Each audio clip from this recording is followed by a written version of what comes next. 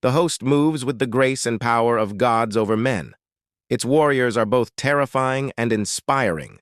In their ranks can be found the greatest heroes the human race has ever produced, and also the worst villains it has ever had the misfortune to encounter. Within the host, there are divisions as great as any that may exist between mortals. Yet, despite their differences, they stand united when faced by a common foe. For the host are those who dwell in the skies, the angels, the beings of light who have fascinated, terrified, and inspired millions of people for thousands of years. They claim to be God's messengers, carrying out his plans for humanity. Even in the most favorable myths, however, the angels are not flawless beings. The greatest among their number turned against the Creator and was cast down into hell. The reality is even harsher than these stories, however. The heavenly host is beset by doubts and fear. Their goals are lofty, but their methods are questionable at best. Their claims that they implement the wishes of the Creator is a lie. For millennia, they have been acting on their own, doing what they think God would want. Now, with the ultimate enemy beating down the gates of heaven, the angels must make some very hard choices if they and humanity are to survive. The seraphim are the heavenly host.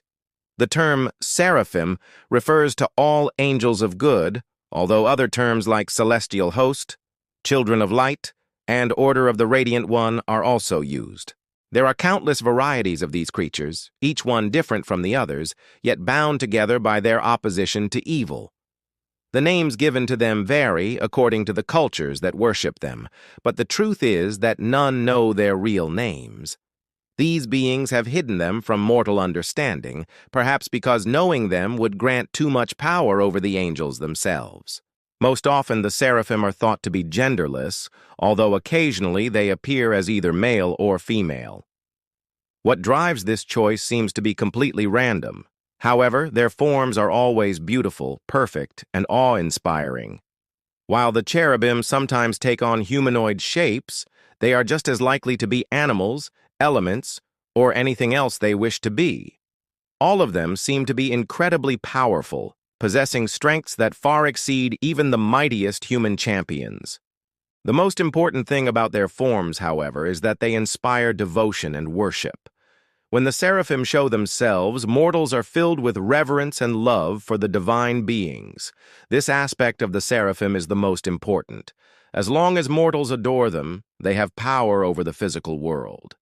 The strength of the cherubim lies in the faith of their followers. While the seraphim were once called the heavenly host, millennia of petty squabbling and fighting over who is right and who is wrong has led to that name being dropped in favor of more neutral terms. The celestial host instead refers to the multitude of angelic servants of the Creator. But no matter what they are called, the fact remains that the seraphim are without number. There are simply too many of them for any mortal mind to comprehend, even if the existence of the seraphim was brought into question. How many of them actually exist? It's impossible to say. However, some of the most powerful angels are known by name and recognized throughout creation. Some of these include Michael, the archangel, who is said to be the greatest of the angels, second only to the Creator; Gabriel, whose power is immense and whose knowledge of the future is unmatched; and Lucifer, the most powerful of all the angels until his fall. Along with these three are thousands of others, each with their own area of expertise and power. The seraphim are a highly skilled and organized military force. That much is obvious when they choose to reveal themselves to mortals. They are a sight to behold. Vast armies appear in the sky, riding mighty steeds or accompanied by terrible beasts. They wield weapons of pure light that burn away the darkness and obliterate the unholy. While they are truly a breathtaking sight to behold, the seraphim do not wage war lightly. Despite their immense power, they have never been able to fully defeat the forces of darkness. And so it is only used as a last resort. The basic purpose of the seraphim is to protect creation and humanity. Left to their own devices, the seraphim have carried out their mission with varying degrees of success. At times, The seraphim have been merciful, compassionate, and benevolent, while at other times they have been cruel, vindictive, and merciless. For example, Lucifer caused the flood to destroy all the advanced civilizations of the time. Then he considered the utter extermination of humans before being dethroned and thrown into the pits of Abaddon. Gabriel has tried to keep humans ignorant and helpless, a plan that ultimately failed, but still left humans unprepared to deal with the supernatural powers of the Church of Revelations. Overall, the seraphim seem to be ambivalent about the fate of humanity. On the one hand, they see humans as the heirs of creation and will one day become entities as great as the Creator himself. This, however, is far in the future. Many seraphim and cherubim believe humans are little more than weak, ignorant, and helpless children who can be easily distracted, deceived, or corrupted. They must be protected from their own follies, as well as outside threats. Humanity, they believe, is not ready for the powers of magic, science, or even faith. Unfortunately, humans are harnessing these powers despite everything the host has done to hold them back. On the other hand, the seraphim believe that humanity has free will. No matter how much the seraphim try to guide humans along the path of righteousness, humans will always choose their own destiny. The seraphim cannot force humans to follow the Creator. Even if they could, it would violate the free will that the Creator gave to humans. Therefore, the seraphim are forced to watch helplessly as humanity stumbles through history. The seraphim have no control over the actions of humanity. They can only try to influence events from the shadows. For example, the seraphim could have easily prevented the rise of the Church of Revelations. They knew that the church would bring nothing but pain and suffering to the world, but they did not intervene. Instead, they watched as the church grew in power and influence. The seraphim did not want to violate humanity's free will, so they simply stood by and watched.